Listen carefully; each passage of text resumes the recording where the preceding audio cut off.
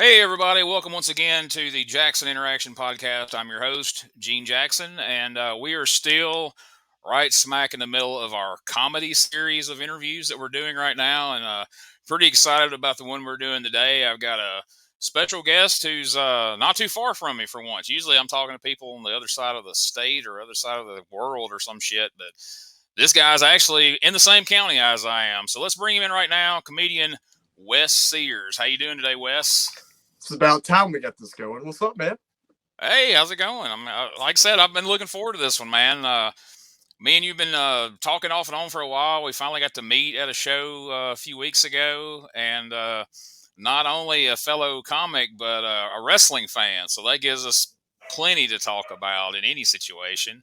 Oh yeah. But we're going to start this one out on the comedy subject, and I'm sure very quickly we will trail off into wrestling if this show has taught us anything. It don't matter who the guest is. I'll shoehorn fucking wrestling in here somewhere. It's just going to happen. So as you can see behind me, there's nothing in this room I'm in right now that doesn't remind you of wrestling. So before we get on that subject, though, usually how I start these things out a lot of times is, most of us that are doing this started out as fans of comedy in some form, but somewhere along the way, something hits you where you're like, I like this, but I want to do this. Like, can you remember a certain comedian or a show or a moment where you were like, no, this is something I want to do? So, growing up, I was big on like comedy movies. So like for instance, like Jim Carrey, Yeah. and just seeing what he was able to produce, and he also did stand up as well. But I knew Jim Carrey as Lloyd from Dumb and Dumber, or the movie The Mask, Ace Ventura, and I also saw these characters that he was doing that I was like. Like I said, I know it's not like necessarily stand up comedy, but that's what opened the door for comedy for me. Yeah. And then a little bit fast forward, I grew up on like the Eddie Murphy, Eddie Murphy, Oh, yeah. so many other guys, but really, I think the first person, I'm gonna get hated for this, but honestly, man, Dane Cook. I mean, his body language, the way, not his stealing jokes, but Yeah. him. I think right there, I was like, I kind of want to try that one day, and I have to give it to DC, is what people call Dane Cook. I have to give it to Dane, even though, like I said, he has he don't have the best reputation, but he had me going, I kind of want to try that one day. Dane Cook's like the Nickelback of comedy, where it's like everybody liked Dane Cook. Everybody loved Dane Cook at one point. Yeah. And then a couple things come around, and then everybody just woke up one morning like, you know what, man, fuck Dane Cook. And now we're all going to hate this dude. Sure, he did some things, that are questionable as far as whether he stole material or not and all that. Right. But, the guy is one of these guys who took it from the clubs Mm-hmm. to this dude was filling out arenas, like big, huge tours. Like he achieved massive success that most comedians can only dream about, which is, I'm sure, where things start to turn for him, where people are like looking for something like, all right, we got to find a reason to bring this guy down a few notches because he's making way too much money for us to, not hate on him. But I totally get that, man. Like my I started watching comedy. I'm 45 years old. So I've said this on here before and talk about things not being popular. But like the first stand up comedy show I remember ever watching as a kid, I was 10 years old, was Bill Cosby himself. Wow. And I remember I saw it 100 times. There was a time I could have quoted that thing. And it just occurred to me, even as a little kid, like I loved wrestling. I wanted to be a wrestler, but I'm like, probably not going to be athletic enough, but I could sit in a chair and tell jokes. Like this guy's getting paid for this, and he's got all Yeah. these other TV shows and shit. Like, sign me up, man. And so, like I say, from there, you go to Eddie Murphy and all these different people, over the years. But I remember when I was first getting it in my head of like, hey, maybe this is something I could do. How would I even go about this? Dane Cook was huge at the time. So he's somebody I watched and listened to a lot. And so I'm glad to finally hear somebody say that on this show, because a lot of people, because he's become so, divisive with people in your years, people just kind of like, let's go with somebody a little more likable, Yeah. Yeah. Yeah. That's cool. Like Somebody, because Kevin like I Hart. said, man, there's a time everybody loved that dude. Right. Dude, I mean, 2003, like, I have an older brother. He's 7 years older than me. So, this was back when you had the CD, like the actual album from like his sets. And dude, we would listen to that all the time, just all down the road. And I've actually got to talk to Dane a few times, which is kind of cool. And nothing but a nice guy. I asked him some advice, and he was super, super helpful. Very nice guy. Like it wasn't like I was talking to a celebrity. You know what I mean? Like he was very just down to earth Right. and humbled. Because I told him, I was like, dude, 2003, you were the guy. Like it was you. And he's, oh, thanks, man. But like, yeah, I mean, like we're talking about, the host, him stealing jokes, whatever. I mean, I don't think we have a lot of comedians today if they ain't for Dane Cook. I really don't. I think he, like you said, he opened a door, a gateway to, hey, you can actually make some money being a comedian. Now, that's not why we do it, but maybe Right. you can make some But money it's one something day, to shoot for. Yeah, absolutely. Absolutely. No doubt. No doubt. So I find it interesting talking to different people, whether it's been on the show or just in general, their path into comedy. Like for Mm-hmm. me, I found out that they did open mic. This was in 2006. They were or five, I don't know, somewhere in there. They were doing open mics at the Stardome, and I started going down and doing those, and then met a few people. Cassio Kid, Matt Mitchell.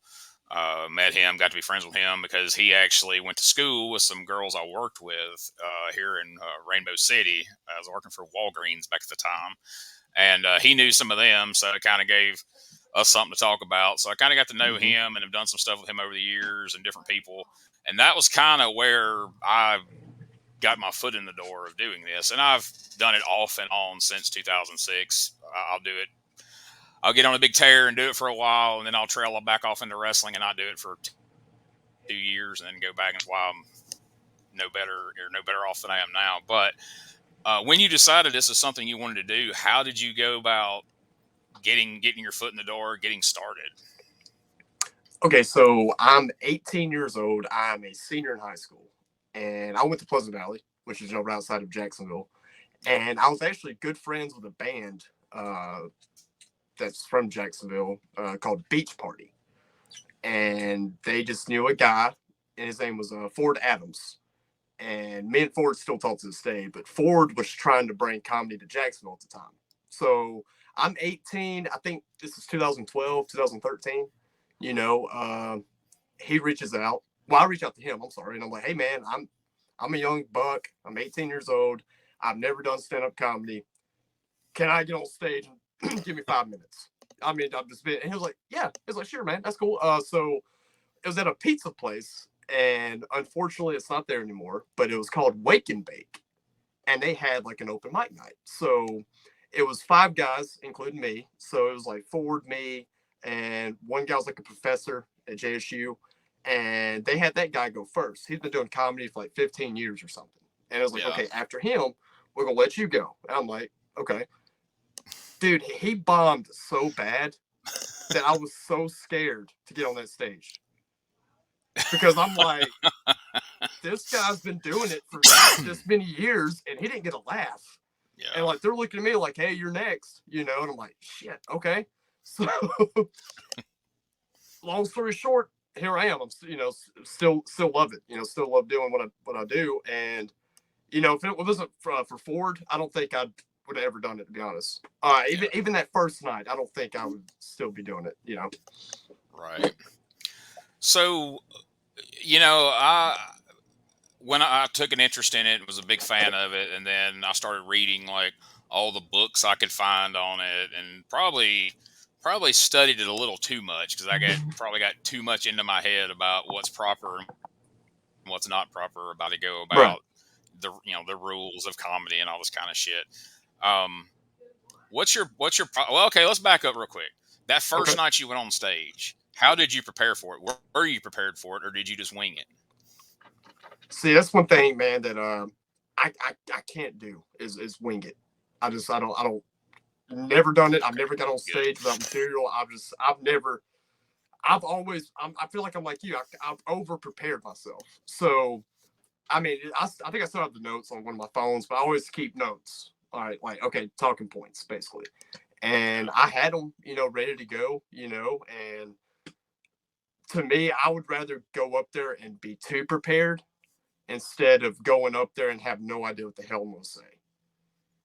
Yeah. So I was definitely prepared. Okay. I'm glad to hear that because I talked to so many people that are just like, man, I just went up there and just fucking killed it, man. I was just really funny. And I'm just like, that's not how this works, man. Like, if it No, worked that way for you, then that's amazing because I don't see it happening that way most of the time.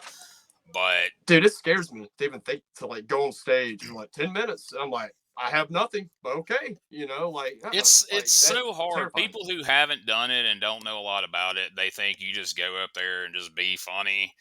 And it's like there's so many things to consider. And this was something I learned doing those open mics at the Stardome Hmm. is, you get your material together and you go in front of one crowd and do pretty well. And then go back a month later and it's a completely different audience and the same material just eats shit. And you don't, I mean, you're just like, well, that worked last time. And then that's when you start to understand, okay, audiences are different depending on Hmm. where you're at and who they are and who they perceive you to be and all this kind of stuff.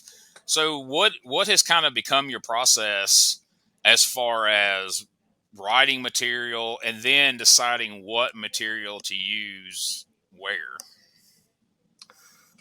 That's a really good question. That's something. I mean, that's a really good question. I mean, that's something that's to me. I even been doing this since 2013. I don't know the right answer to.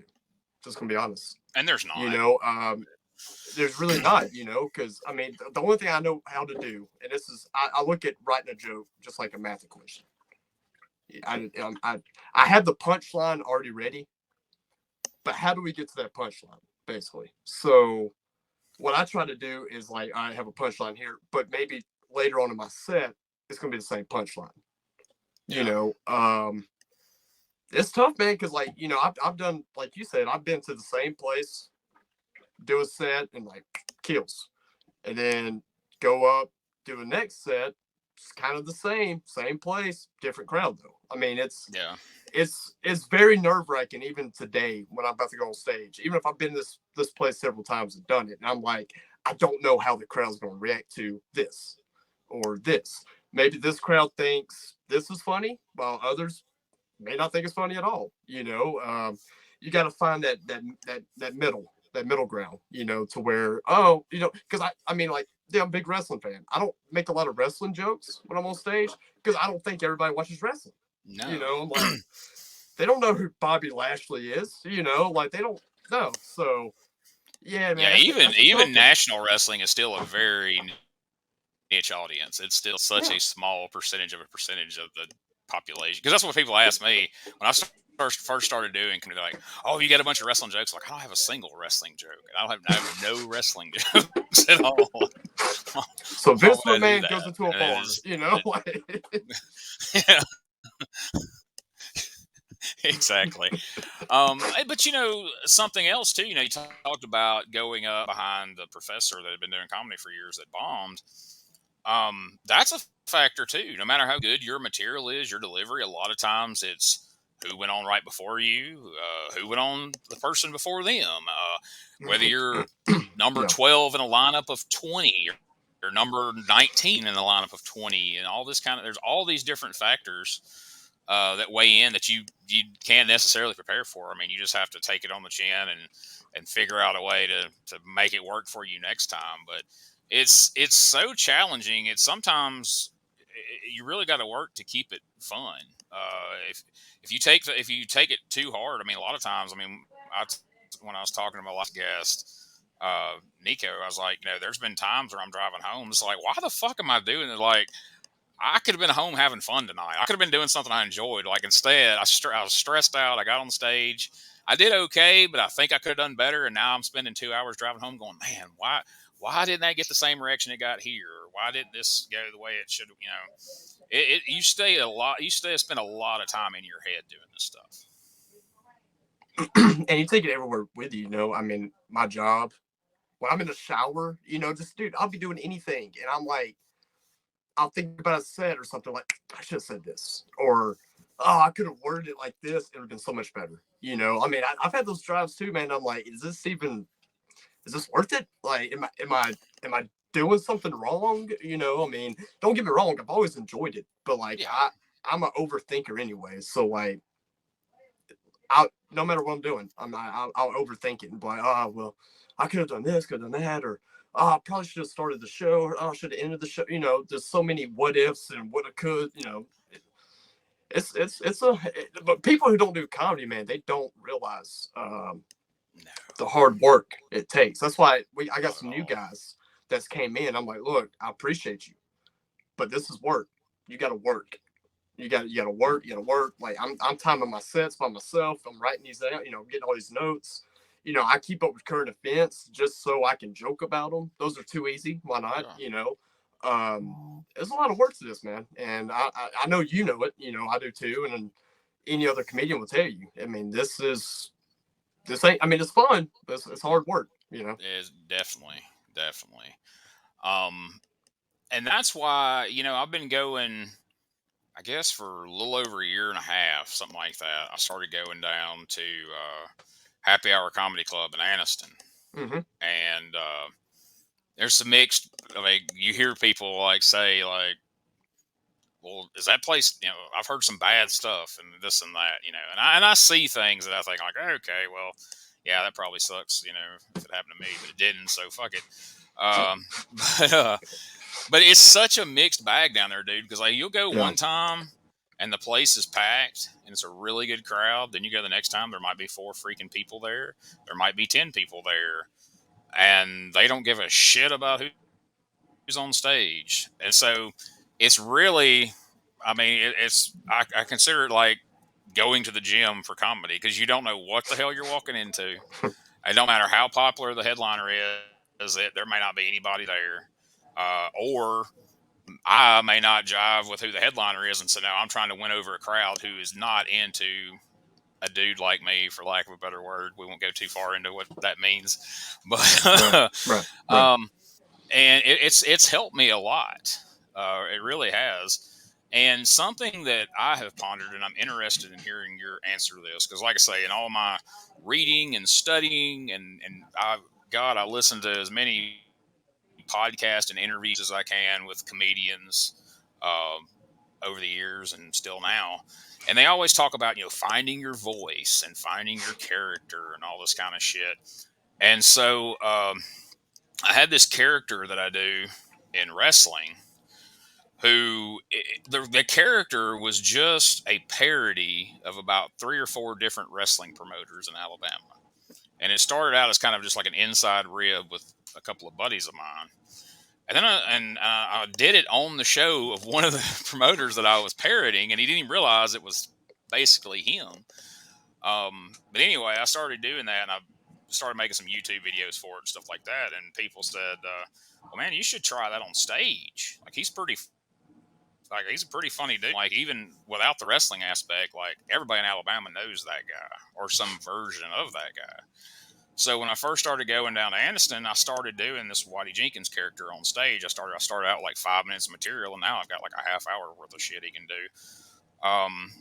And that to me, and this is so weird to say, and I don't know. I don't know if you've ever done a character, so you may not really get it. But like doing Whitey Jenkins on stage is so much easier than being me on stage because I know exactly who that guy is. I know how he's going to react to every situation. I know how most people are going to react to his reaction. Where I can write material to do as me, Mm-hmm. but I don't know who Gene Jackson is as a character or what my voice is per se on stage because I don't necessarily portray all my thoughts and feelings on stage because you have to be kind of universal. Like you can't put a lot of things out there because you don't want to, lose. I'm trying to think of how to say this correctly, but you don't want to put too much of your politics or your whatever into it because you're like, well, okay, I don't want to lose this element of the audience. I don't want to lose this party, so Right. I got to keep this. But I can say something ignorant or what people perceive as ignorant as Waddy Jenkins, and they're just going to like, oh, well, that's that guy. He's a fucking redneck. Of course that guy thinks that. Whether I think it or not, I can get Right. away with it because people are like, oh, okay, well, obviously this isn't a real person, and that's what that idiot would think is he's a fucking hick. But I have to be careful what I portray as Gene because for whatever reason, a lot of times people do not understand that a guy standing on stage at a comedy show, what he says may not be what he really feels or thinks. It may not be something you take that serious in all this, day and age of people getting canceled and all that. You have to think twice about what you say. So really, it's easier for me to be that character on stage, but I don't enjoy it as much because it's too easy, if that makes any sense at all. That does make sense.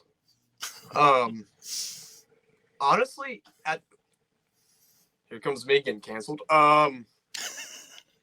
Is it not amazing though? Because I mean, you said exactly what I'm about to say. I mean, when you're a character, oh, that's fine, But when you're you, oh, it's not.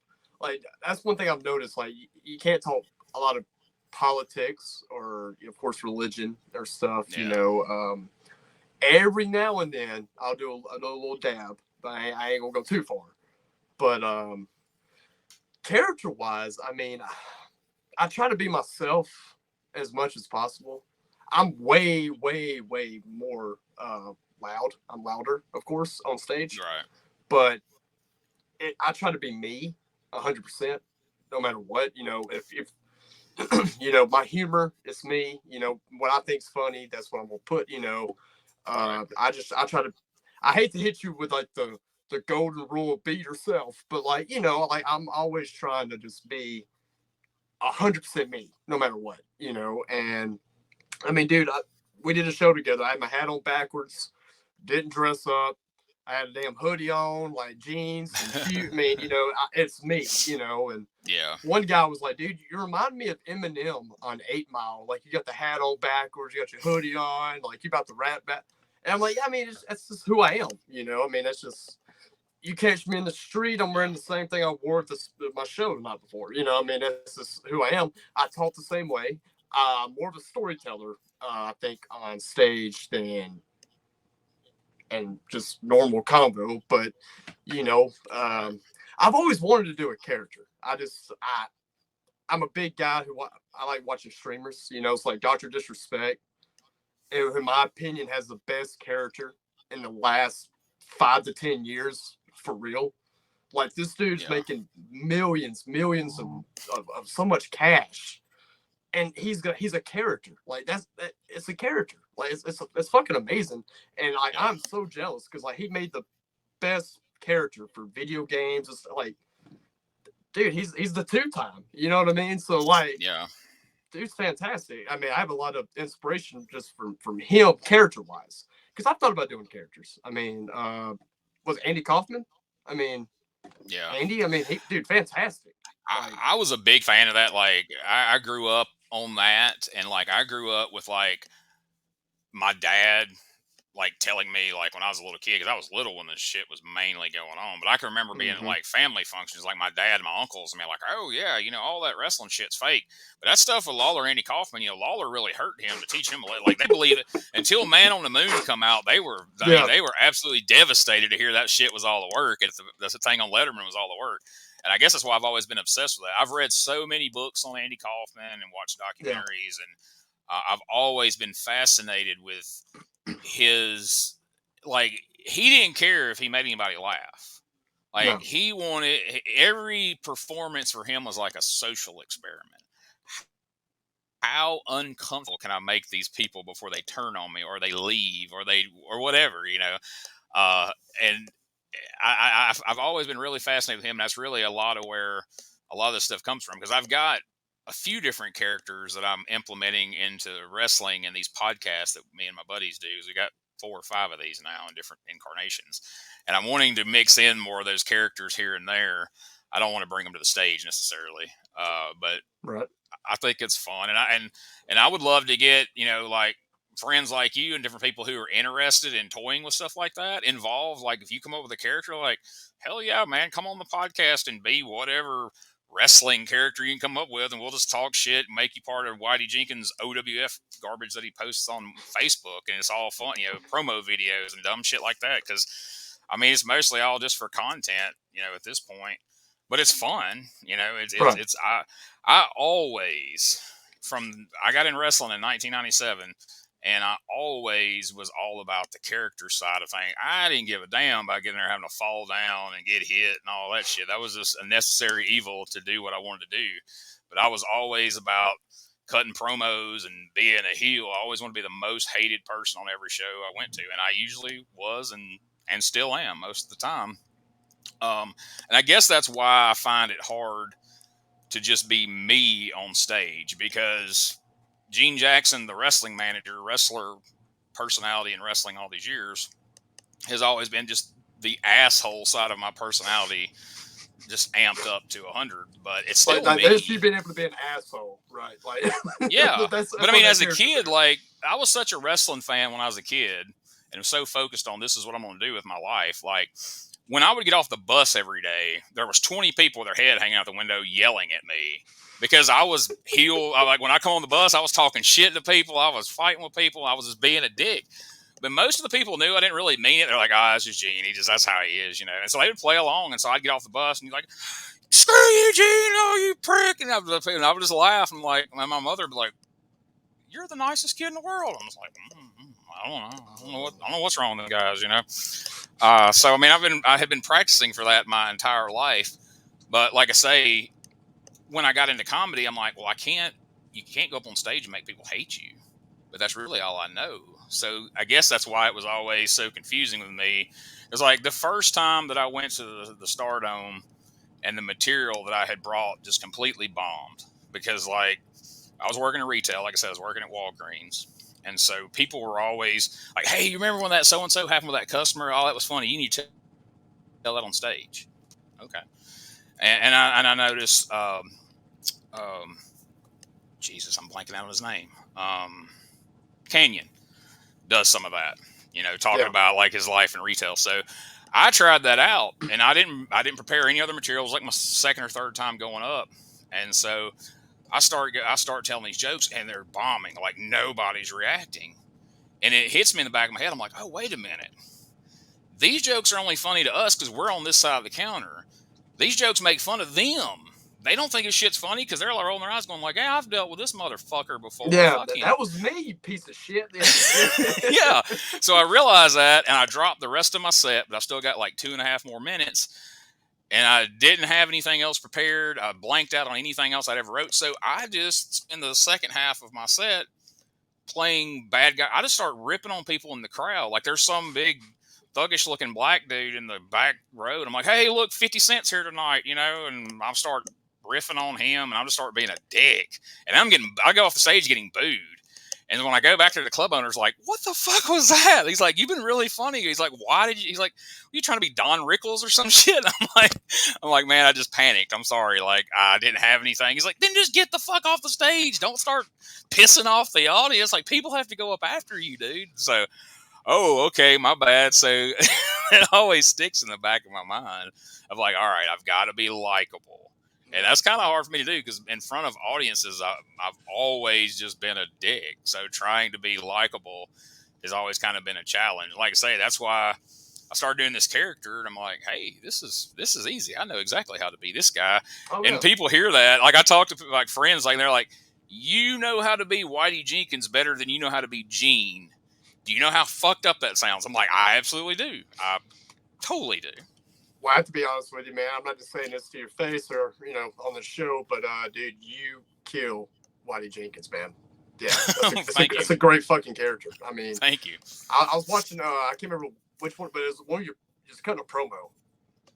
And like you said, I was like, this dude is so comfortable doing this. Like, yeah. It's like you just, boom, you're him, So, I mean, I'm glad, man, it's working for you. I mean, I can imagine because I'm a wrestling fan, so like going from wanting to get booed to wanting the crowd to actually, that's fucking terrifying, Yeah. You used to you want people to say you suck until you do stand up, then you want the exact opposite, like. Yes. But when you're you're just trying to do the Yeah, you same don't want the thing, heat. dude. No, oh no. I got heat one time doing a Yeah, show with it's. stand-up people, and it wasn't good. So yeah, Is wasn't there a good. story there you want to tell? Sounds I interesting. can. Well, so I was still like 18. That's my second or third time doing the show, and I was like fourth on the list. And the first guy went up dressed like a magician. It was like holding a piece of paper, telling his jokes. And me personally, I don't hate on anybody who has a little note thing or something. But like he had his paper out, like Yeah, it was like a presentation in science. You know what I mean? So I'm yeah, like, I'm ripping on this fucking guy. So I get up there and I'm just like, I'm glad we had Mr. Magician Man reading off his fucking essay. And what was bad, the crowd loved it. They started laughing. He did not.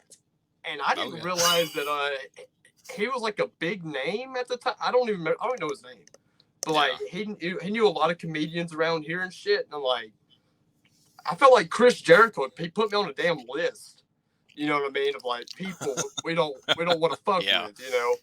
And I made the list. And dude, I felt. I mean, today I'm like, dude, I was an asshole. I mean, I was an asshole. I mean, I didn't mean to be, but yeah, I was just trying to make the crowd laugh. It worked, but I got backlash behind the scenes. You yeah. know. So ever since then, I'm like, not gonna be an asshole anymore. Like. But it's great because you said what everybody in that crowd was thinking, which immediately put them on your side. And sometimes it's kind of needed, like because I've seen that a lot of places. Is like the crowd is just sitting there after somebody walks off the stage and they're like, "Fuck was that? Like what?" What was that? And then when the next person Yeah. comes up and kind of acknowledges it, then they're like, okay, we're not crazy. That guy, that was weird. Okay, that was weird.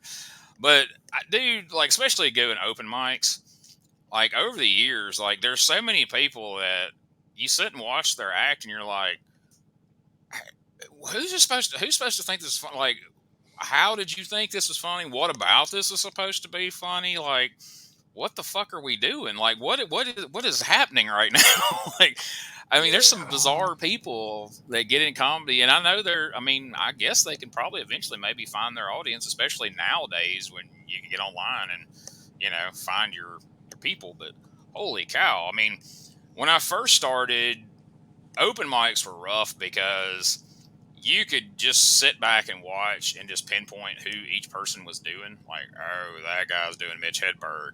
Oh, that one's doing David Tell. Half of them are doing Larry the Cable Guy.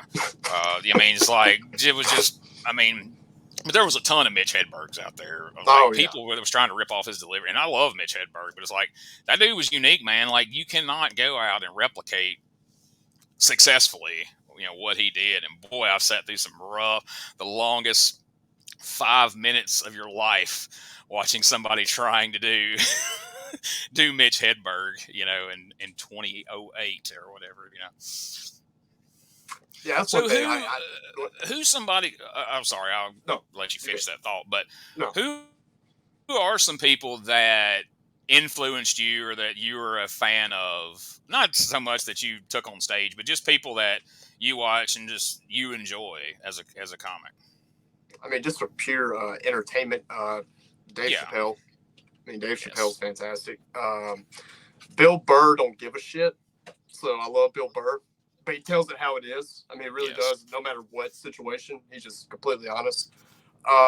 One of the new, I ain't gonna say newer guys, but like John Mulaney. I actually went and saw John in Atlanta last year, and it was fantastic. Well, I love his ability to write because he used to write for Saturday Night Live.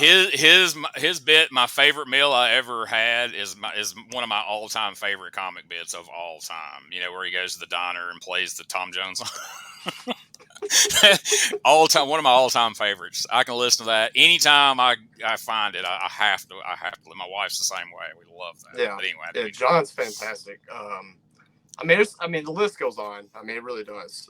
There's so many out there that I enjoy watching. I mean, not only watching, but learning at the same time.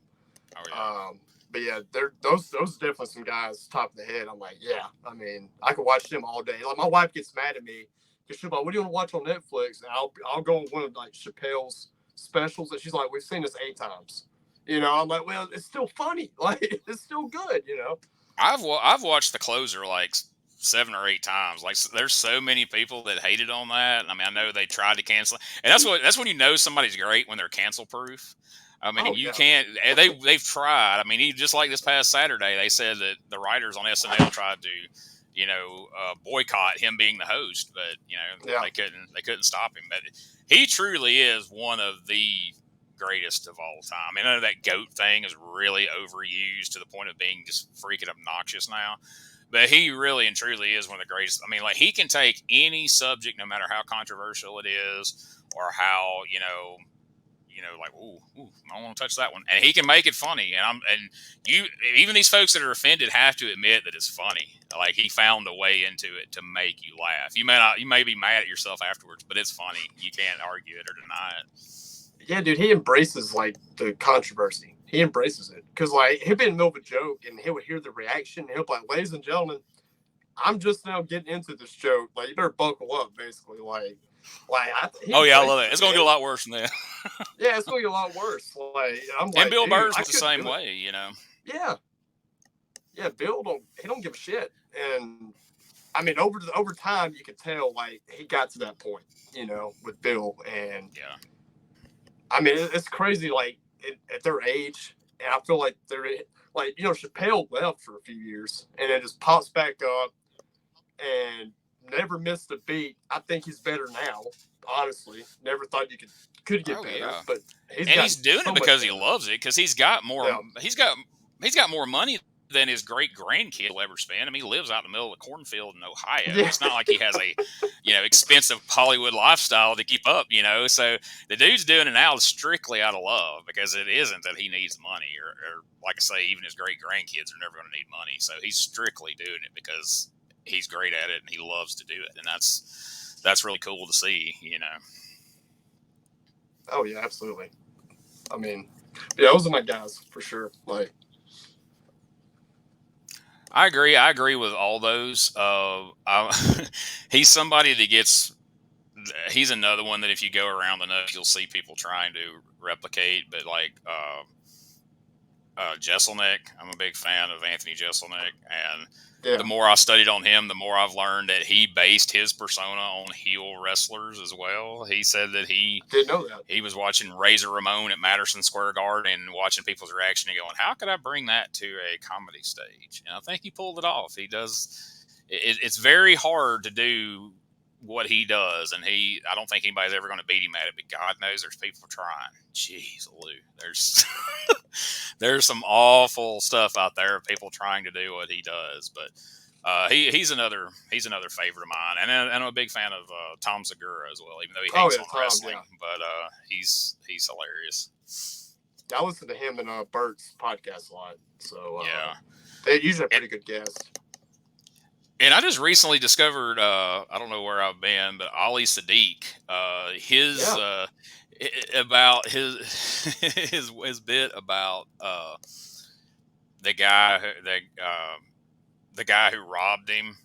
That he ends. I'm trying to think of the dude. I'm blanking out on the dude's name. I've only just like I said, I just discovered it recently. I've watched it a couple of times, but the guy who robbed him when he was a kid, and he comes across him a few years later, and he shoots the guy, and then he keeps coming across him over and over. I wish I could think of the name, but it's really shit. funny. Yeah, Um, I'm trying to I'm, think too.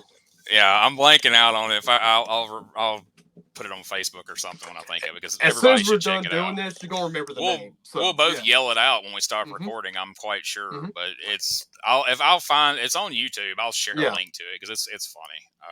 I've listened to some of his stuff since, and he's pretty funny too. But Another guy, Ron White. I love oh Ron yeah, White. Dude, it's fantastic. um, got a chance to see him live in Tupelo a few years back, and Jealous. that was really cool to get to see him in person. That was as I was trying to get started figuring out how I was going to try to get in comedy is when that blue collar thing just blew up, and I always thought he was the funniest one. Not that the other guys aren't. I mean, Jeff Foxworthy and Ingval and Larry the Cable Guy. I've gotten frustrated because people have said, "Oh, Whitey Jenkins is just your version of Larry the Cable Guy." I'm like, I promise you, it's coincidental. Like, if you knew these guys that I were doing, like no, it's not like, I mean, I'll give you that it's a straight up character. It's in no way me, but it's not me going, hey, how can I find a version of that?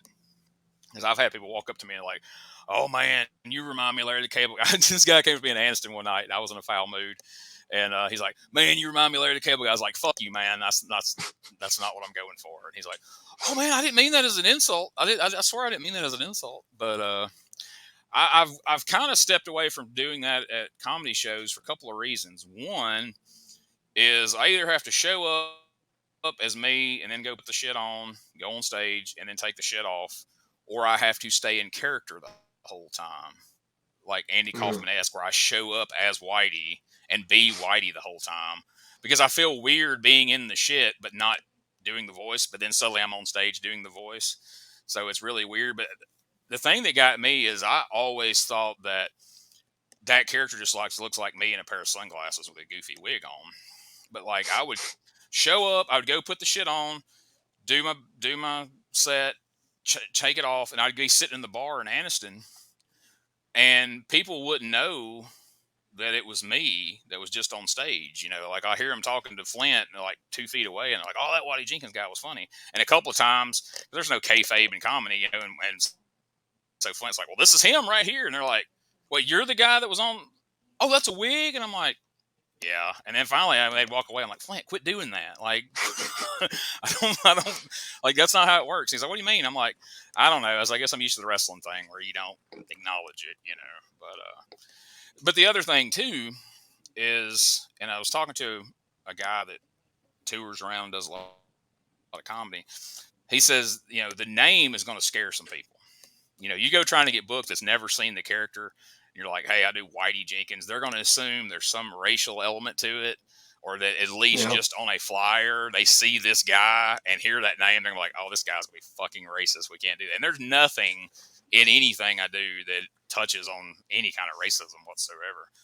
But so I pondered, I'm like, do I need to change the name? But then everybody I've mentioned it to is like, no, you can't change the name. Plus, so much I've I got the name see. plastered all over so much Yeah. shit now. It would be costly to try to change it.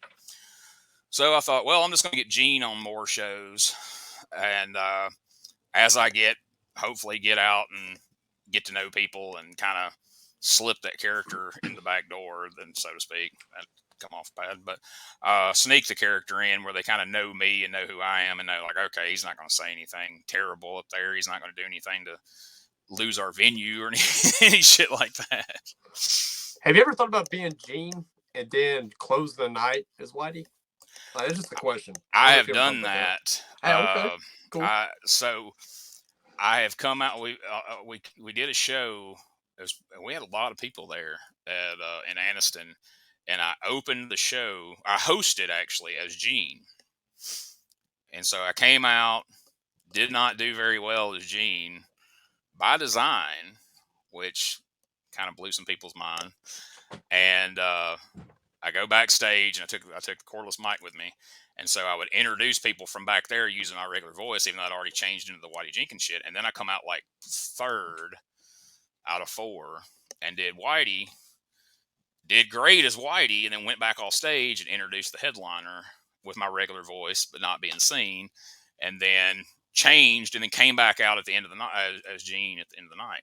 And my wife was in the crowd, and she said there was maybe out of the 60, 70 people that was there, because that seems like a big crowd in that room.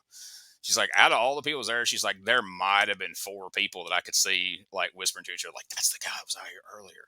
It's like hardly anybody realized that you were both. I said, that blows my fucking mind.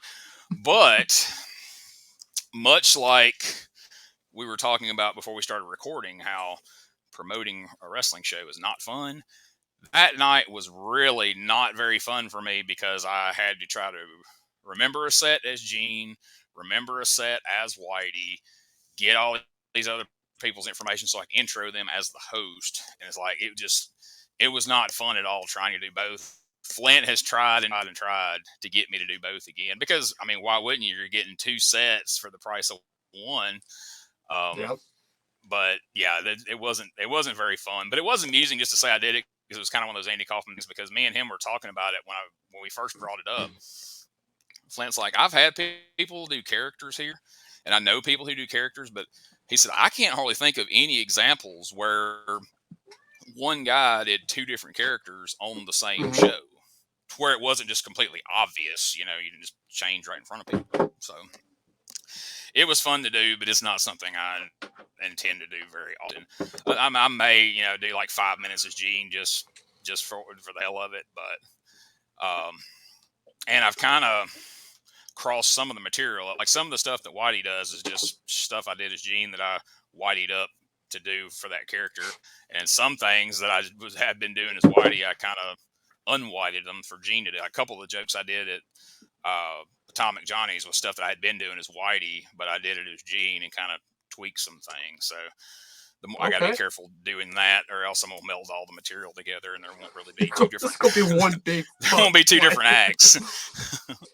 Dude, I could imagine, like you said, like you had to not only get what you were gonna say, but you had to get what Whitey was gonna say. You gotta get everybody's information. But dude, I couldn't fucking imagine. I'm over just freaking out about my 10 minutes, just me. Like. That's yeah, and I did 20. I did 20 that night as Whitey. Shit. And about 10 as Gene. And the Gene material was a lot of stuff about my family that I knew people wouldn't necessarily relate to. Like I'm not going to say I went up there and intentionally bombed, but it was all brand new stuff I had never done. And it was stuff that I thought, yeah, with no context, this probably isn't going to work. And so there was like a smattering of laughter, but compared to the Whitey stuff that I had been doing for 9 months, it was like, day and night. And so after it was over with, Flint come back here, he's like, hey man, I'm sorry Gene didn't do so good, but man, Whitey kills. I'm like, dude, that was by design. He's like, what? I'm like, yeah, I intended for it to go that way. And he's like, oh, well, shit, good job. Yeah. And that takes a lot of balls, man, to intentionally do that. Yeah. It does. I mean, dude, I couldn't imagine. I've wanted to do that before just because, like, Andy Kaufman, doing that shit, but I'm terrified to do that on purpose. Yeah, because then you're myself, like, yeah, I may never be able to come. I may have just checked a place off the list I can never come back to, or who's watching tonight that's going to be like, that guy is freaking terrible. I saw him a month ago, and it was the worst thing I've ever saw. And then if you're like, oh, I did that on purpose, they're like, yeah, buddy. Mm-hmm. Sure you did. I'm sure you did. Sure you did. Yeah. That's what they all say. Oh, that's crazy, dude. So what has been your favorite venue that you've done so far, or a show that stands out as like one of your favorites you've done? I'm a little biased because only reason, I mean, but besides them treating me like fucking family, they've always treated me so well. They've always taken care of me, different ways. I have to go with Atomic Johnny's just because one, it's very laid back. Yeah. It could be a hit or miss, which is not their fault. You know what I mean? It's just one of those situations, that's what I was getting at is like, so when I was trying to come back to comedy, because, I took a break, I've been not really doing it, and I was wanting to come back. They were the first one without hesitation said, yeah, let's do it. Because I talked to so many other places in Gaza, I'm not even going to name them, but I talked to so many, and they're like, well, we'll look at it. And I just threw it at them, and they were like, yeah, let's go. And I was like, oh, okay, So just for the way they've taken care of me, I haven't been able to go down to happy hour yet, or comedy and answer, dude. I do plan on doing that, but I gotta go with Atomic, man. I know I'm biased, but they've been taking care of me. So it's a really cool that's venue. What means more to me. Yeah, it was a really cool venue. Like I said, it's laid back, and I enjoyed it. I can't wait to go back again. It was a lot of fun. Yeah, good to hear, man. Because I was worried. I was like, he's never been up here. I don't know if he's, and dude, it's actually they're just good people. Whatever you need, they got you. And they won't make you feel like you're at home. And that's something that means. Well, I would rather be with people like that than be selling out big places, but they treat me like shit. I just. Oh yeah, and I mean, and when the comedy show started, it was all about the comedy show. I mean, that's the only thing about doing shows in bars and restaurants. A lot of times, there's so much other shit going on. It's kind of like you're just over there doing comedy in the corner, and you're fighting an uphill battle to get anybody to even give a shit or listen or pay attention or anything like that. And that show, it was all eyes on the comedy. Other than I think the last couple of minutes, there was a crew that came in and was being kind of loud in the far corner, and I could tell Keenan was kind of like he almost addressed it, and then he's like, "It's over with. Let's just go ahead and wrap this up." Oh, he But wanted to, overall, it went really well. Yeah, for sure. Yeah, I don't even really know him, but I read it on his face. I'm like, there's a battle going on in his head of like, do I call this out or do we just wrap this up? And he's like, well, let's wrap it up. I was like, probably a good call, man. He's such a laid back guy, so like he was. I mean, yeah, he was pissed. I don't blame him. I mean, I was pretty mad myself. Just disrespect. And, yeah. Some people don't get it. They don't get it. When a comedian's up there, you need to at least be quiet if you're gonna talk. I mean, yeah. I'm not saying to sit there and stare at me the entire time, but like if you're not there for the show, I mean, I get it. But be a little bit respectful. I'm not up there playing a fucking guitar. So, I mean, I can hear you, like, talking. Like, I'm not at Applebee's strumming a guitar while you're trying to eat and you're trying to talk to your girlfriend. Like, you showed up on comedy night, man. Like, deal with it. But and that's the challenge of doing comedy in venues that aren't like. And that's what's crazy is like, I go to the comedy club down there and you think, okay, now I understand when I go to a bar, some people just showed up at the bar on Saturday or Sunday night or Tuesday night or whatever night it is, and we just had to be standing for telling jokes while they're trying to talk to their buddy and get drunk. All right, maybe that's on us. I don't know, but here we are. But like comedy club, you think, all right, well, somebody comes to the comedy club, they're here to hear a comedian. But there's been nights at the comedy club where there's assholes back there at the table. They're all just talking like they're in their own world. And I as Whitey, like, hey man, would y'all decide to come hang out and chit chat at the fucking comedy club? Like, won't y'all go outside and do this, and I can get away with it as the character. Because like, oh, he's a dick. He's being a dick. Of course, I would have done that as Gene because I don't give a fuck in that situation. I don't handle disrespect well in any avenue of whether it's comedy or wrestling or everyday life when I'm running my store, But I don't understand that. Like I said, if you go to the bar and there happens to be comedy going on, it's disrespectful to talk over it. But at the same time, you didn't know. But God dang, man, you come to a comedy club, you have to expect some asshole's going to be up on stage telling jokes. Maybe, go talk in the bar section instead of inside where they do the comedy because it is divided. The bar is a completely separate area. You can stay back there and talk as loud as you want, do whatever. But no, they were right out in the middle of where they do the comedy, just talking like they had no idea anything was going on around them. So I had to deal with that not so long ago, man. It was the show before our show. It was at Atomic. But dude, how about it? I'm not gonna go. I ain't gonna throw names out. But I had somebody who was on the set, who was doing comedy, talking so fucking loud. I just put my mic down and like put my arms, folded them up and just stared at them. And then when they finally realized, I was like, look, I didn't talk during your shit. I mean, if you don't mind. And what was crazy, the crowd was like, yeah. The crowd was like, fuck yeah. Because I was trying to be nice because I'm like, look, they probably don't realize how loud, but I'm talking like it got louder and louder. And I could have been, look, just because you fucking bombed don't mean, you can come and, talk during my shit. But I handled it pretty professional. I was like, like I can hear you, I just like, to me, I was like, just, it confused me because I'm like, I would get if it was some random dude who came in and had some fireball shots and he's fucking hammered. This person was in the show and I was like, you're on my side. Like, what are you doing? Yeah, there's no excuse for that at all. Like, you're supposed to fake laugh. That's all you do. You fake laugh. I don't,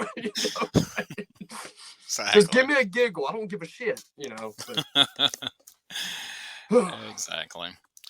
Well, I think is there anything else on the subject of comedy you want to cover? I mean, you're always welcome back. We'll have you on some more, but I mean, just for this particular interview, is there anything else in comedy you want to cover? Because we're about to talk a little wrestling here in a moment, but that's fine.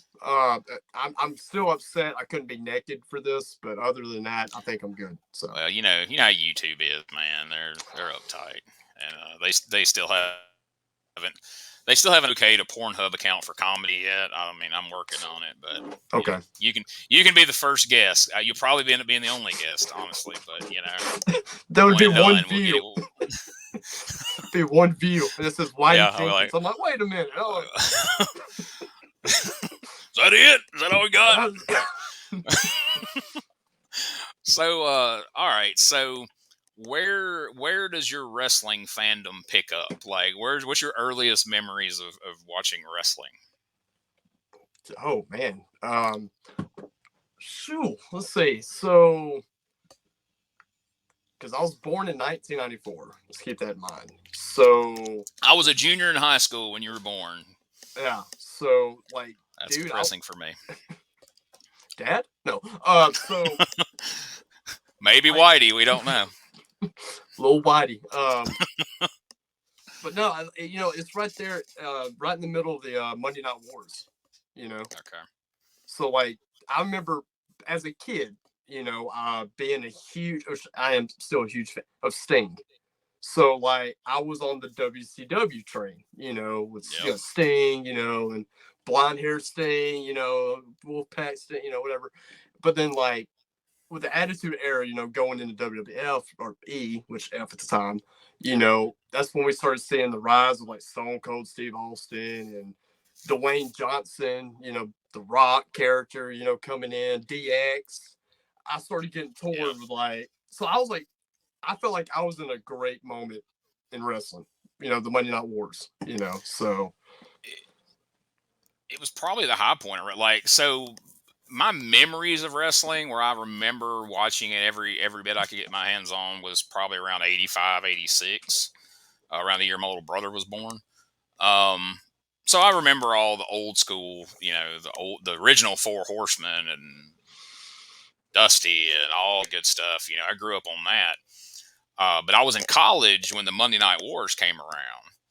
And so I remember us all getting together in the dorm on Monday nights and flipping back and forth between Raw and Nitro, and people almost getting into fights over, oh, turn it back to Raw. No, I want to see, the Sting's supposed to come on. And I want to see Stone Cold and that kind of shit. Of course, we were recording it anyway. We ended up seeing all of it before it was all said and done. But, as far as like viewers and people being into, I mean, because at that time, like you could go to the mall and half of Hibbett's was wrestling shirts. I mean, like that was unheard of. Like when I was a kid, if you want a wrestling shirt, you had to either go to a match or order it out of that expensive ass WWF merchandise catalog out of the WWF magazine. You didn't go to the mall and find a Hulkamania shirt, even much less and name a random mid card guy, whoever you're running a Bushwhacker shirt at fucking Hibbett's, But man, like it's so crazy because like I had grown up on it and there were certain rules wrestling had always kind of followed, and then they just started breaking all those rules during the Monday Night War, which was really cool at the time. But then a few years later, you're like, all right, in the aftermath of this, some of the shit y'all broke kind of ruined wrestling for the next 20 years or the next 20 years, But it had gotten pretty predictable. Like before the NWO came along and Stone Cold and all that, it was such a formula. Like you could go, all right, we just had a pay-per-view. So this is the second week. That means they're going to do this, and then next week they're going to do this, and then next week we're going to do that, and then there's another pay-per-view. You could almost pick what week it was and know kind of where a story was going to fall with. So the good guy is going to probably be on top this week, and then next week, if you pay that much attention, if you just sat back and enjoyed it like you should. But if you're a big nerd like me that's been watching it all their life, you overanalyze it too much. And around that time in 97 is when I started training to get involved, which changed everything from that point on. Wrestling was never as fun again for me as it was, because now when I was watching everything every Monday night, I didn't watch it so much as a fan. I was watching this like, how the hell did they do that? How did he not just kill him right now? I was trading tapes. I was going online and trading for tapes, and I was watching those death match tournaments from Japan. And I remember thinking at the time, like, how do they fake throwing somebody on a bed of nails? How do you fake throwing somebody into glass and barbed wire? And then a couple of years later, I started meeting guys that did. I meet like Tracy Smothers. I'm like, Tracy, how do you fake it? And he's like, dumbass, you don't fake it. There's no way to fake that. This shit just hurts. You just got to be tough. I'm like, No, I'm out on that. I ended up years later doing a lot of commentary for those deathmatch tournaments and shit, and watching guys that I was really good friends with going out there getting themselves just completely fucked up doing that stuff. But I mean, that to me, there's no real fun in that. But so, who are some of your favorites as the years have gone on that you've kind of followed their career? I mean, that's kind of cool that you come along at a time that you still got to see the evolution of Sting. You got to see Surfer Sting through Crow Sting up to he's on AEW every week, just about, which is crazy. Which, by the way, I did get to meet Sting at WrestleMania one year. Dude, I've never been as nervous as a human being until I met that man. Yeah. He signed, the mask or some shit, and the whole time I'm going, Steve, I'm over like, thank you for all, and I swear he's like signing it. And he just goes, "You're welcome." He just hands it back to me. I'm like, like freaking the fuck out. But early years, of course, the evolution of Sting. I mean, still a Sting fan. It wouldn't be fair if I didn't stand here and go, oh, Stone Cold, The Rock, Shawn Michaels, The Undertaker, all these guys. But I mean, like Chris Jericho for me. Even day one WCW, Chris Jericho, the list. Dude, when he popped on Monday Night Raw during The Rock's promo, I was like, I know that guy. He was on, WCW. So like over time, I mean, Christian Fozzie's a pretty cool band. I like Fozzy, so I love Jericho and still do over time. Billy Kidman for me. Back in WCW with the fucking tank top, doing the flips and shit. Love Billy Kidman. Eddie Guerrero. Scratching like he had a rash all the time. Yeah. Oh, yeah. Eddie Guerrero, loved Eddie. Like, unfortunately, when he passed, that was like one of the sadder moments for me as a celebrity death. Because, I mean, Eddie was just so good. Yeah. And in today's time, though, and it's going to be obvious, but dude, fucking MJF is fantastic. Yeah. I love everything about MJF. It's because, it was talking about it earlier, no matter where MJF is, if it's Twitter, if it's on the Sam Roberts podcast, if it's in an airport, he is MJF all the time. That's what I was going to say. You see this poster back behind me. My wife and I went to All In. And that's really where I first kind of became aware of him. I mean, I kind of knew of him before that, but like during the Starcast, we went to Starcast, the convention, for the days leading up to All In, and the guy just walked around that convention just shit talking people. Like, he was in character. That dude was down there eating breakfast in character, and like I seen him, like he had a table, and so what he did. And he wasn't even that real well known at the time, but even now he'll do this at a lot of these conventions. Like, he'll charge $200. So say like it's $45 to meet Sting, or $60 to meet the Young Bucks, or whatever. Average price anywhere from 25 up to about 75 for most all those guys. MJF charges like $250 to get a picture with him, thinking nobody's going to do it. There's a damn line. And then he's cutting promos on little kids. He's cutting on grown adults. He's writing awful shit on their pictures, Like, he stayed as always in character. And to see that he's still able to do that now, as far as he's come along, he still manages to do that. I don't know what this recent babyface looking turn is. I'm not sure where all that's going. But, man, just to watch him evolve has been really, really fun. And the only other person that I saw in this day and age completely kayfabe and stay in character all the time is when Matt Hardy did the broken Matt Hardy character in Impact. When he went on podcast, he was broken Matt. Anything he did, he was broken Matt. And we went to WrestleCade in North Carolina, and all weekend, we were in the lobby getting our room when he first showed up. Him and his wife and his father-in-law, Senior Benjamin. Was Brother Nero with him? Brother Nero wasn't with him at the moment. Oh. But he comes up so we move over, and he comes up to the counter. Yes, I need to get my room. And he never broke character. You seen him going down the hallways.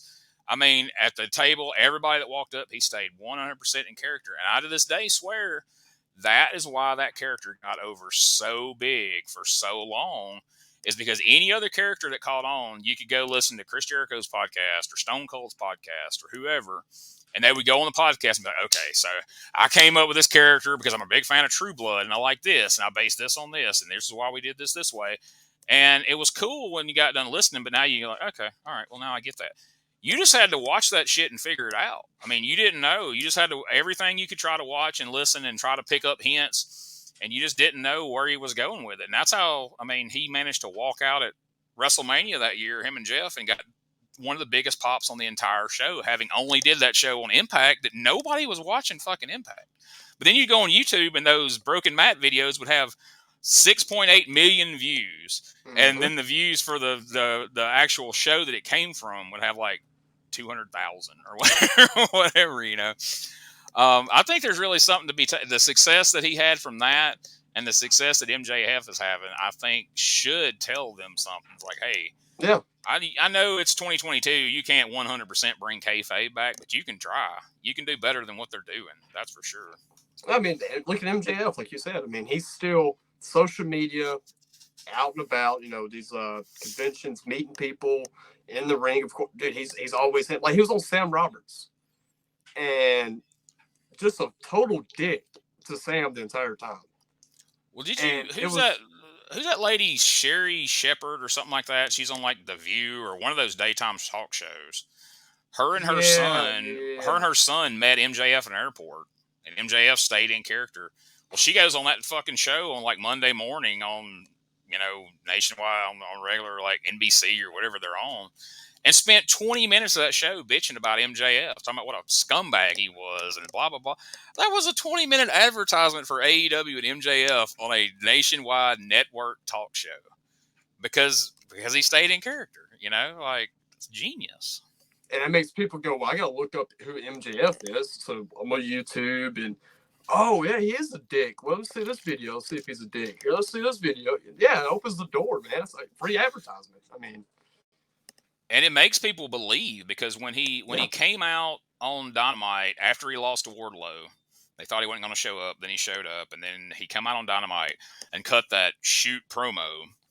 And I mean, I saw guys who are wrestlers, who are in the business, who have been in the business for 20 years, debating on Facebook about whether that promo was a shoot. I'm like, guys, there's no such thing as a 7-minute shoot promo on fucking TNT. Like, they would have killed his mic. They would have, like, immediately. Nothing stays on TV for 7 minutes that's not scripted. I'm sorry. I mean, I'm sure he had a lot of input, and he probably snuck a couple of lines in there that they didn't know about. But no, he didn't go out there and shoot for 7 minutes. Like, come on, guys. I mean, because he does stuff the way he does, it spins disbelief for people who should know better. So, you know, if guys in the business who should know better believe it, fans are definitely 100% on board believing it.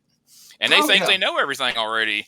They can go on and look at the websites and you know, everything's spoiled most of the time. So if there's one guy that they're like, hey, man, all this other stuff's a bunch of bullshit, but that dude right there, he's a loose cannon. They don't know what he's going to say. He's does stuff he's not supposed to do. They cling to it.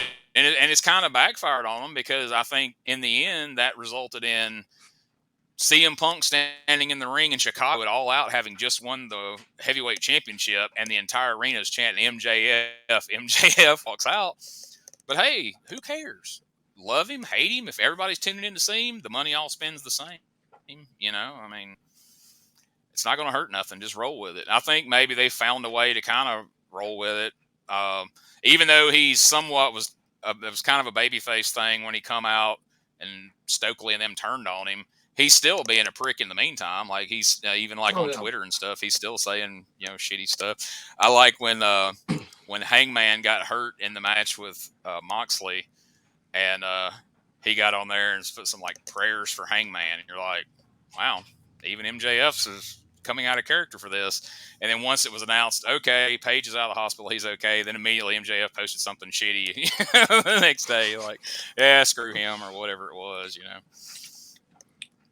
Well, we're speaking AEW shit. I know I picked your brain, but we'll put it on here. The CM Punk shit, man. You know, the backstage interactions. You know, it cracked me up that people thought that was a shoot, too. you know. But Yeah, well, okay, so where are you at on that? Because it cracks me up to think that people think that all that's a work as far as everything that went on backstage and like. So are you of the crowd who thinks that whole thing's a work, the backstage fight I and all the fallout from it? I don't no. I mean, Okay. I think there was a lot of I thought it was real. I mean, just from reading Tony's face, in my opinion, Yes. during the whole, he's like, oh fuck, the entire time, like, oh no, and So full yeah, disclosure, I'm a huge CM Punk fan. I followed his yeah, career same. from before Ring of Honor through Ring of Honor, his whole run in WWE, the Summer of Punk, the whole thing with Cena. I loved all his promos with him Hmm. out there handing Triple H's ass and Kevin Nash, who I was a huge fan of, but yet Punk just made him like a dipshit week in and week out. I mean, it was all great. I loved how they handled the whole thing where, he won the belt off Cena in Chicago and walked out with it and all that. And I had not watched. I had started out watching AEW, then I kind of trailed off and wasn't really watching it. When Punk came back, I started watching it again. I started paying $50 for the freaking pay-per-views that he was on, including the one that had happened the night that he did the infamous media scrum, which it annoys me that that's even a phrase now that people know. I was like, me. But I agreed with everything he said in that. But now I'm 45 years old. I have a lot of that Jim Cornette mentality about a lot of the stuff they do. I'm not as hardcore as he is. I like a lot of what the Young Bucks and a lot of those guys do. But I totally agreed with him on everything he said about Adam Page. I thought that was shitty when Adam Page Hmm. pulled that stunt on TV, and he really said those things in those interviews about he doesn't listen to veterans, he doesn't need advice. All that's straight from his mouth. You can find those quotes; they're out there. Which is fucking ridiculous to think about, by the way. But I'm Yeah, not, I don't even do wrestling, dude. But I'm but like, but I'm like you. As I'm watching that live that night, you're looking at Tony Khan's face, and it looked like off screen somebody was raping his mother, and he was having to watch it. I mean, that's how uncomfortable he looked as CM Punk, and it just mhm. kept getting worse and worse and worse. Should he have said all that? No, not in that venue. But at the same time, Tony Khan gathers what those things are, and I think as people watch this, they're envisioning an NBA postgame where there's 150 reporters in this room that they're talking, but not. It's 20, 25 internet journalists, for lack of a better word. Maybe a handful of mainstream guys, but it's mostly the Meltzers and the type of people who report to Meltzer and those type people. And all these people for weeks or months even had been reporting that CM Punk had cockblocked Colt Cabana out of AEW and all the things that he ranted about. It's because you put him in a room in front of all these people that have been putting all these reports about him, and he knows that misinformation was coming from the Bucks and Omega and Page and all them. He had a chance to vent in front of all of them. And I'm sure when you're sitting in a room full of 20 people, it doesn't feel like, oh, this is going out into the world. This is just going to be in the dirt sheets. It's not going to be a big deal. But meanwhile, it was, being streamed live on YouTube, and people, tons of people are watching. And of course, it got spread like wildfire within 20 minutes of it being over. It was all over the place. But I believe all that went down the way they said. And then so people were saying, oh, it was all the work. Like, number one, like I say, look at Tony's face. It wasn't a work. Number two, if it was a work, it was the stupidest goddamn work you've ever conceived, because you got Punk, who's just come back off of an injury and won his second title. You've put him. You've got to suspend him. You've just had Omega, who just came back, and the Bucks win the trios Hmm. title. Now you're stripping them of those titles and suspending them, taking four main people off of television and not even mentioning their names now for the next 4 months. Why on earth would you do that intentionally? I get a lot of people saying, like, well, they were trying to turn Punk into a heel. Okay, well, maybe, but none of that holds water. That would have been the most stupid way possible to work an angle for them to go do it in a media thing and then have to strip two main titles. Well, I guess the trios title is not a main title, but it's a brand new title you put on some of your main guys to immediately strip the belts off of them and Punk the next day. Right, That's yeah. ignorant. There's no way that's real. Now the big question is, the Punk. Well, I mean, Go ahead. yeah. I mean, No, Omega no, and the you go. I'm Bucks are sorry. coming back. They're coming back. Yeah. I highly Mm-hmm. doubt Punk will, and that sucks. I mean, that absolutely sucks. But there's been too much said by him in that media thing, and there's been too much said by the Jerichos and the different people of the world since. Yeah. That I don't think you could ever make that work, and that's unfortunate. Now the big question is Triple H willing to bite the bullet and bring him in just to stick it up AEW's ass? And is Punk willing to go back there just to stick it up AEW's ass? Because if he does, that's the only reason. Because he doesn't want to be there. They don't want him there. So if they do it, it's strictly just to screw with AEW. And I could see both of those guys being willing to be like, hey, I don't like you. Well, I don't like you. Fuck Tony Khan and AEW. Let's do this. That's the thing, man. Sam Roberts, and I don't know if you listen to Sam Roberts or anything. But I used to listen to Opie and Anthony for years. So okay, so he's very knowledgeable, very, very. He thinks what they should do with Punk, if they were to get him, is to treat him like Brock Lesnar. Just every now and then, Punk pops in. He was like, we don't have to have him going, a whole year. But maybe SummerSlam pops up. Here comes Punk, or WrestleMania, but dude, I couldn't imagine the pop that Punk would get if his music hit. Oh yeah, it's on like Monday Night Raw or just out because, dude, like, I mean, him and Vince wasn't great. Don't get me wrong. As far as what I've read, him and Paul hated each other's fucking guts. Oh yeah, like it was him and Paul more than anything. Oh yeah, he said that every time a mic's got in front of his face for the last however many years, 9 years, whatever it's been. So yeah, I mean, it seems very unlikely, but at the same time, and I really think AEW should have used him at Punk's age. I mean, he's 2 years older than me, and the fact that he walked away from wrestling for all those years, your body just, you can't jump right back into it full time. And I think that's why he was getting injured, and that's why he was doing it more than he needed to be doing it. He should have been used in AEW like a Brock Lesnar. I mean, yeah, you can have him do promos every other week, but he should have only been wrestling on the big, big pay-per-views, big events, and make it mean something. There's no reason he should have been out there wrestling fucking Powerhouse Hobbs and some of the people that he was working with. But I mean, you could tell there was that sentiment in the dressing room because Eddie Kingston said a lot of questionable stuff during their feud that you're like, I'm not sure that you just, again, you can read it on Punk's face. It's like, yeah, I don't know that was really supposed to be said, and inevitably he was going to end up across from Jericho or somebody and they would have took their shots, and Punk never needed to come by. I mean, I think that dude made enough money between WWE and making a couple of movies, and okay, he didn't win at UFC, but I guarantee you he made plenty of money because all those WWE fans, myself included, paid for a UFC event where they wouldn't have to watch him fight. So I'm sure he got paid handsomely for that. Yeah.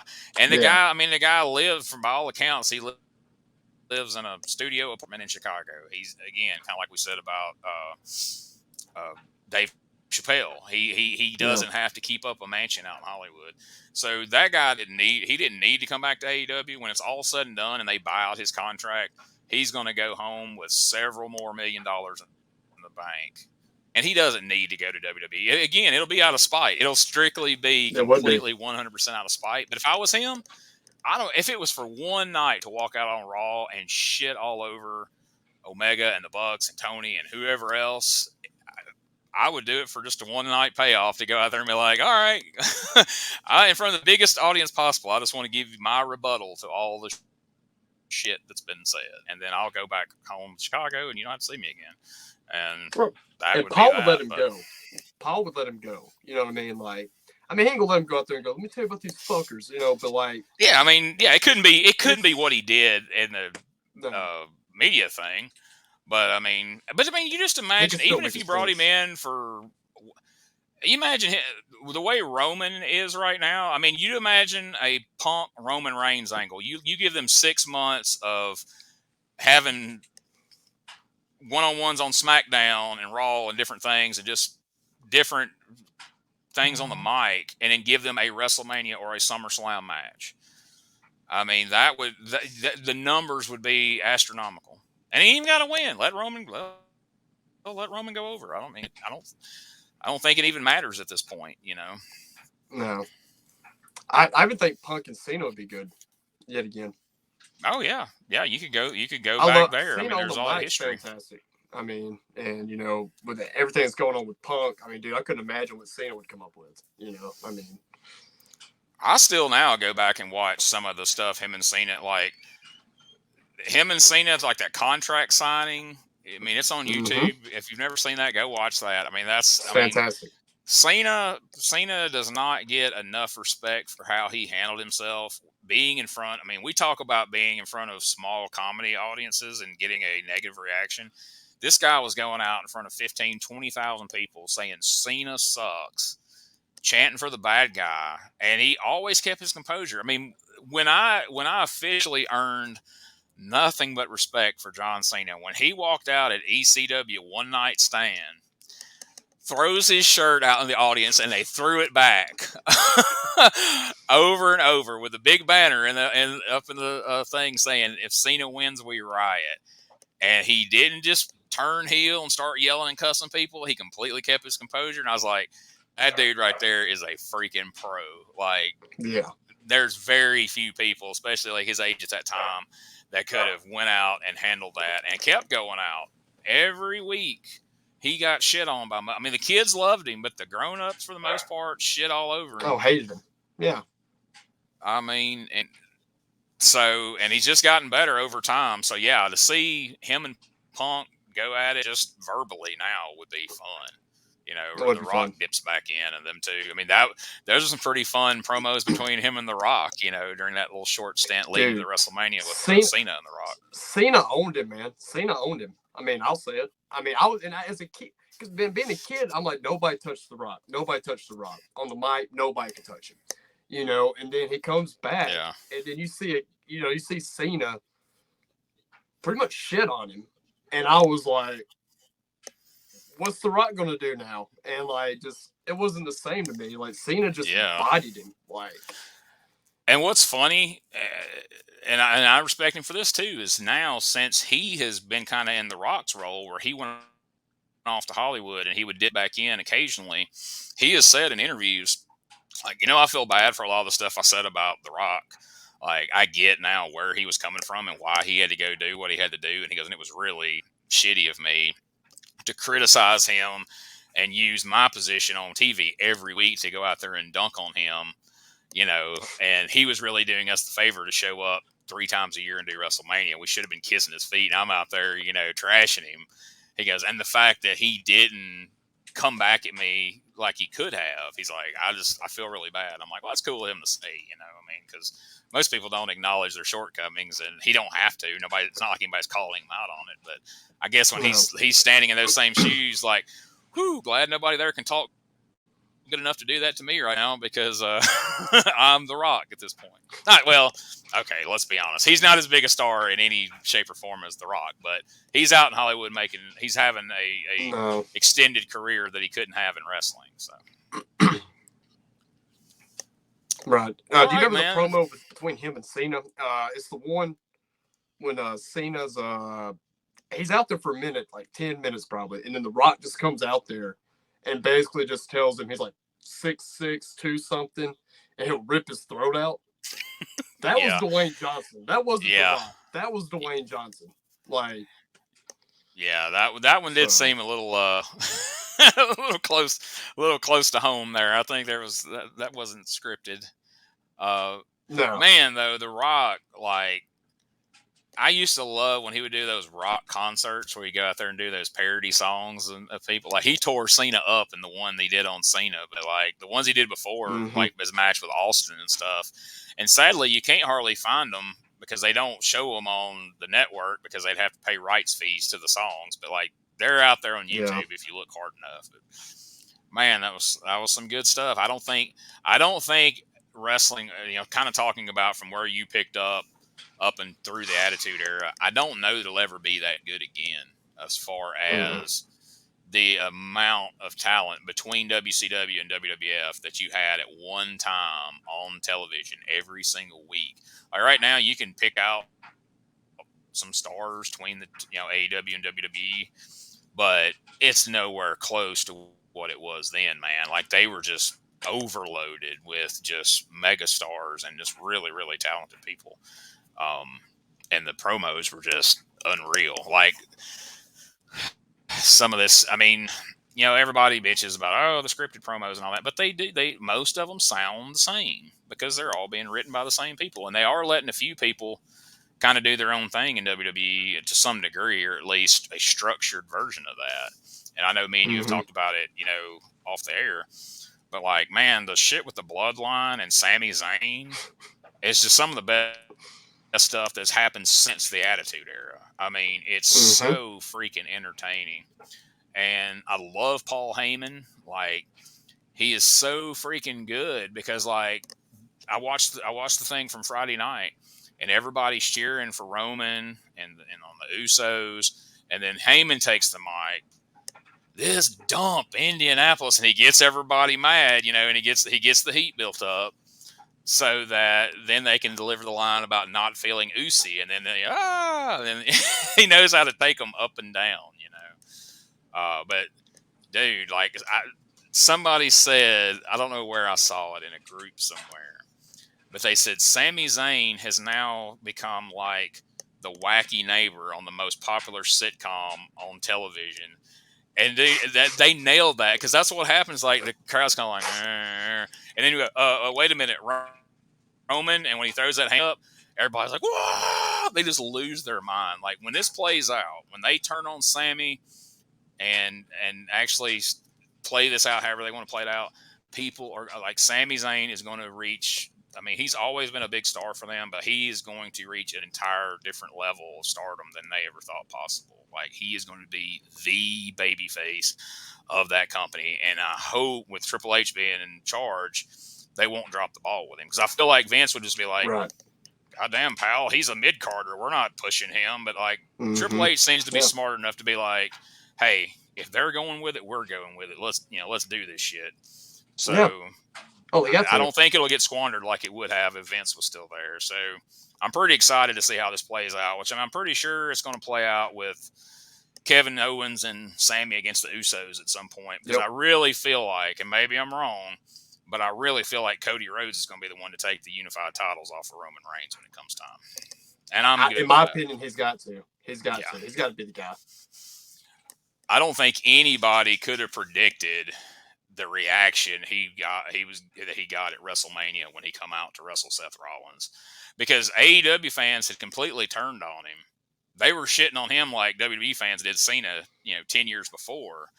And when he come out at WrestleMania, but I mean, it was really, to hear his theme that he's been using since he left on the Indies up through AEW, and everything is exactly the same guy that you watched walk out the last time he was on AEW, walked out at freaking WrestleMania. I mean, that shit has been unheard of in the last, I don't know how many years. I mean, people got behind him. And then the fact that they put him over on Rollins, each time another pay-per-view comes, like, all right, well, this is where they're going to start to beat him. And then he won, and then he won, and then he tore his bicep off, and he looked like, I'm like, well, yeah, he's got to lose tonight. And then he won again. And you're like, holy crap. Like, there's no way this isn't who they're going with. Like, he's going to be the one to end Roman Reigns' title reign. And I don't know of any other. I mean, it would be cool if Sammy did it, but I think people would be like, I think people might even turn on at that point and be like, wait, Sami Zayn ended? No, I don't think so. So I think him and Owens ending the Usos' longest tag title reign will be great. And then Cody comes back and wins the unified title. I think that'll blow the roof off WrestleMania if they can make it all happen by then. And but if I'm them, in the meantime, I would keep selling Usi shirts and honorary Uso shirts until the wheels fall off with Sami Zayn, because from what I've read, I don't know this to be true, but apparently the initial plan was they were already going to pull the trigger on turning him and teaming him up with Kevin Owens way before now. But it's getting over so big and they're selling so many shirts, they're like, no, we got to ride this out. And that's why Kevin Owens is kind of in limbo, because they're like, we can't do what we were going to do with you, so just kind of hang tight and let's see where this goes with Sammy, and we'll go from there. Um, but apparently that they're doing the war games with the Bloodline against Drew McIntyre and Sheamus and Pete Dunne and the guy that broke Big E's neck and whoever else fills in that team. But that should be interesting. I'm pretty psyched about having war games at Survivor Series. Because, like I say, I remember the original War Games in 1987. So to see that in Wow. 2022 on a WWE pay per view, that's pretty cool.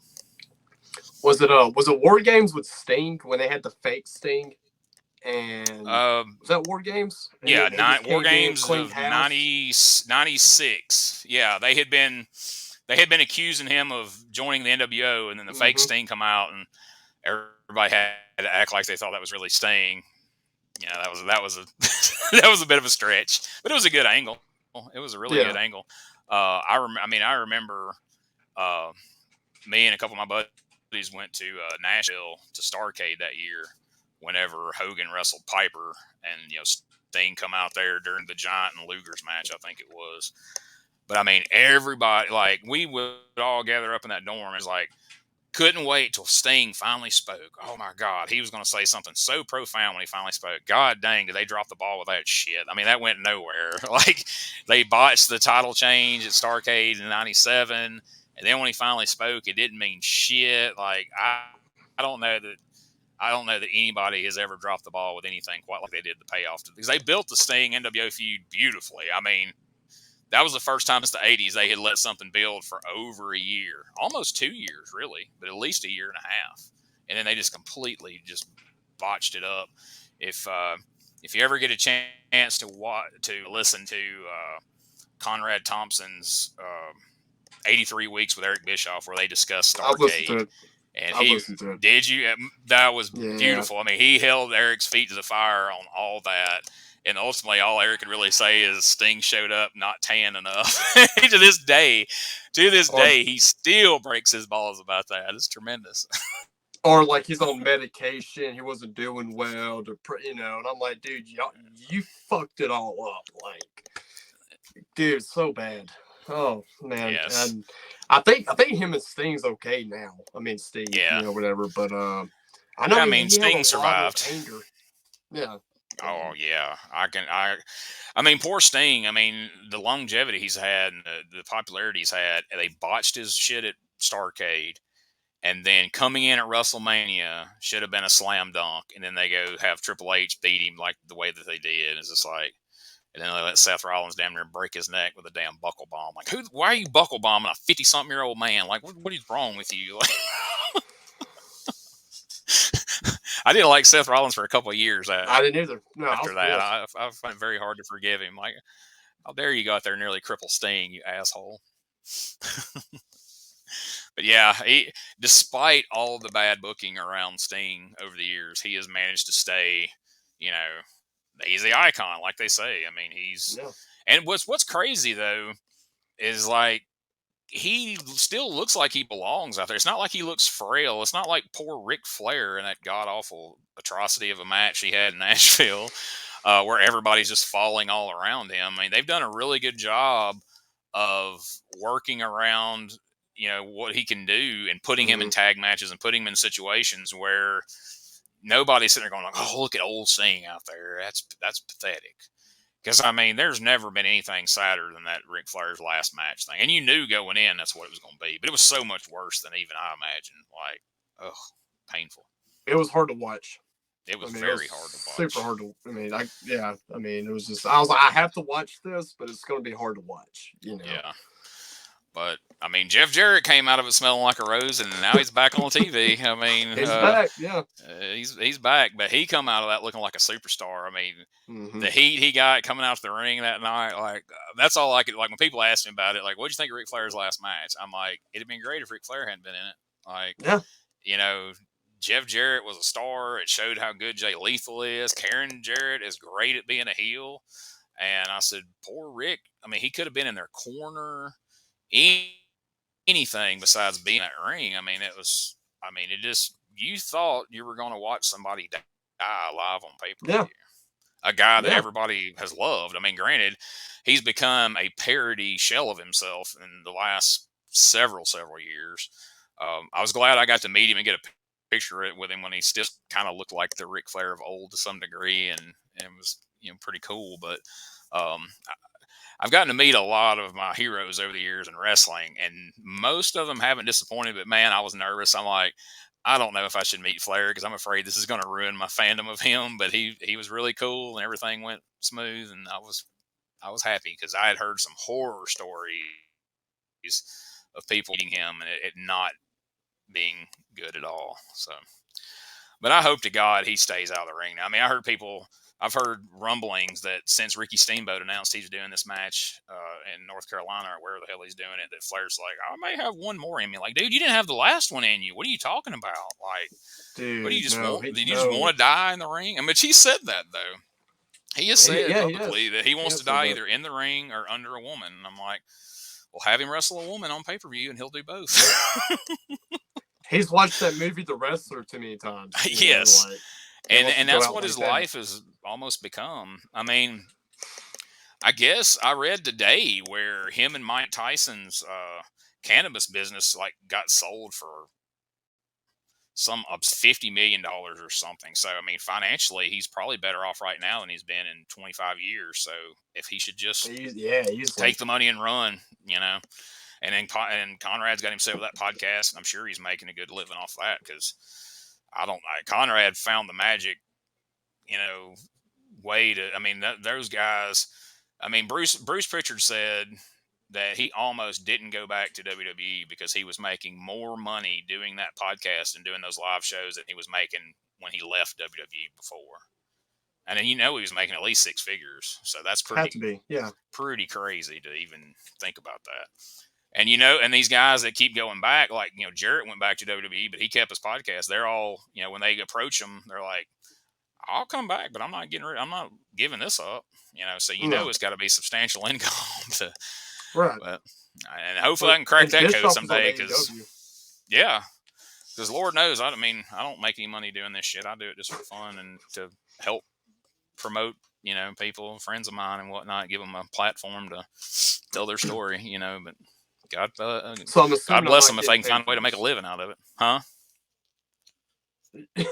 Do what? I'm assuming I'm not getting paid for this. Oh, you got to talk to producer Smokey about that. He handles all the business end of it. He's I got you. Yeah, he handles that. I don't. Yeah, just producer Smokey at gmail.com and watch your mailbox every day after that. Okay. Well, man, it's been fun. Thank you for doing this. Like I said, I've been looking forward to it for a while, and you're welcome back anytime on here or any of the wrestling podcasts. Like I say, man, you come up with any kind of fun character that would interact with Whitey Jenkins, and he's now found his cousin who's doing a podcast with him. So you ever want to be a guest on there or join the OWF or any of that fun shit, by all means, hit me up. We'll make it happen. Well, man, it's been an honor. Glad we finally get to do this shit. This ain't gonna be the last time. Man. I think you gave me some homework to get a character going, so I'm looking forward to it. Awesome. All right, man. Thanks for doing it, and y'all check out the next episode coming up real soon. Watch on Facebook, and I will let you know who will be the next to sit in the hot seat and talk some comedy and probably some wrestling too. So thanks for watching.